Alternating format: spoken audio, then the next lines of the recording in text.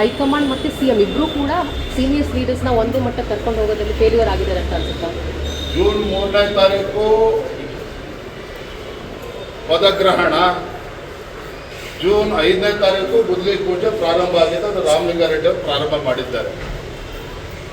ಇನ್ನು ಅನೇಕ ಸಚಿವರಲ್ಲಿ ಅಸಮಾಧಾನ ಭುಗಿಲಿದ್ದಿರುವಂಥದ್ದು ಕೂಡ ನಾವು ನೋಡ್ತಾ ಇದ್ದೇವೆ. ನಾನು ನೋಡ್ತಾ ಇದ್ದೆ ದೃಶ್ಯ ಮಾಧ್ಯಮಗಳಲ್ಲಿ ಜಾರ್ಜ್ ಅವರು ಕೂಡ ಬೇಸರ ಮಾಡ್ಕೊಂಡಿದ್ದಾರೆ ಅಂತೇಳಿ. ಮುನಿಯಪ್ಪನವರಂತೂ ಈಗ ಬಹಿರಂಗವಾಗಿ ಹೇಳಿಕೆಯನ್ನೇ ಕೊಟ್ಟಿದ್ದಾರೆ. ಹಾಗಾಗಿ ಇವ ಲಜ್ಜೆಗೆಟ್ಟ ಕಾಂಗ್ರೆಸ್ ಪಕ್ಷಕ್ಕೆ, ಸರ್ಕಾರಕ್ಕೆ ಜನರ ಬಗ್ಗೆ ಕಾಳಜಿ ಇಲ್ಲ, ಚಿಂತನೆ ಇಲ್ಲ. ಅಧಿಕಾರದ ಹಪಾಪಿ ಹೊತ್ತೇನಿದೆ, ಇವರ ಬಣ್ಣ ಇವತ್ತು ಬಯಲಾಗಿರುವಂಥದ್ದು. ಸರ್, ಒಂದು ವೇಳೆ ಏನಾದರೂ ರಾಮಲಿಂಗಾರೆಡ್ಡಿ ಅವರು BJP ಪಕ್ಷಕ್ಕೆ ಬರ್ತಾರೆ ಅಂತ ಹೇಳಿದ್ರೆ ಓಪನ್ ಇಸ್ ಡೋರ್ ಓಪನ್ ಆಗಿದೆಯಾ? ಭಾರತೀಯ ಜನತಾ ಪಾರ್ಟಿ ನಮ್ಮ ಸಂಘಟನೆ ಸುಭದ್ರವಾಗಿದೆ. ಲಕ್ಷಾಂತರ ಕಾರ್ಯಕರ್ತರ ಪಡೆ ಇದೆ.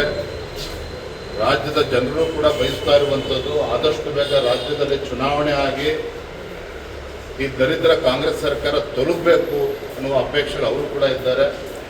ಹಾಗಾಗಿ ಜನರ ಆಶೆ ತಕ್ಕಂತೆ ಚುನಾವಣೆಗೆ ಹೋಗಲಿ, ನಮಗೆ ವಿಶ್ವಾಸ ಇದೆ. ನಾಡಿನ ಜನತೆ ನಮಗೆ ಆಶೀರ್ವಾದ ಮಾಡ್ತಾರೆ. ಒಂದು ಕಡೆ BTM ಲೇಔಟ್ ಮತ್ತು ಸೌತ್ ಬೆಂಗಳೂರಲ್ಲಿ ರಾಮಲಿಂಗಾರೆಡ್ಡಿ ಅವ್ರದ್ದು ತುಂಬಾ ಸ್ಟ್ರಾಂಗ್ ಹೋಲ್ಡ್ ಇದೆ. ಸೊ ಇದನ್ನು ನೀವೇನಾದರೂ BBMP ಎಲೆಕ್ಷನ್ನಲ್ಲಿ ಬಳಸ್ಕೊತೀರಾ ಸ್ಟ್ರಾಟಜಿಯಾಗಿ ಕಾಂಗ್ರೆಸ್ನ ವೀಕನ್ ಮಾಡೋದಕ್ಕೆ? BJP ನಾವು ಗೆಲ್ಲಬೇಕು ಅಂತ ಹೇಳಿದ್ರೆ ಕಾಂಗ್ರೆಸ್ಸಿನ ಆಂತರಿಕ ಕಚ್ಚಾಟದಿಂದ ನಾವು ಗೆಲ್ಲಬೇಕು ಅಂತೇನಿಲ್ಲ.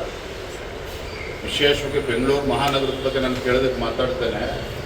ಮಾನ್ಯ ಮುಖ್ಯಮಂತ್ರಿಗಳು ಏನು 1,000 ಕೋಟಿ ಘೋಷಣೆ ಮಾಡ್ತೇನೆ, 2,000 ಕೋಟಿ ಘೋಷಣೆ ಮಾಡ್ತೇನೆ ಅಂತೇಳಿ ಕಳೆದ 3 ವರ್ಷದ ಯಾಕೆ ಮಾಡೋದಕ್ಕೆ ಸಾಧ್ಯ ಆಗಲಿಲ್ಲ? ಬೆಂಗಳೂರು ಮಹಾನಗರ ಪಾಲಿಕೆನ 5 GB ಅಂತೇಳಿ ಘೋಷಣೆ ಮಾಡಿಕೊಂಡು ಗಬ್ಬೆಪ್ಸುವಂಥ ಕೆಲಸನೂ ಕಾಂಗ್ರೆಸ್ ಅವರೇ ಮಾಡಿರುವಂಥದ್ದು.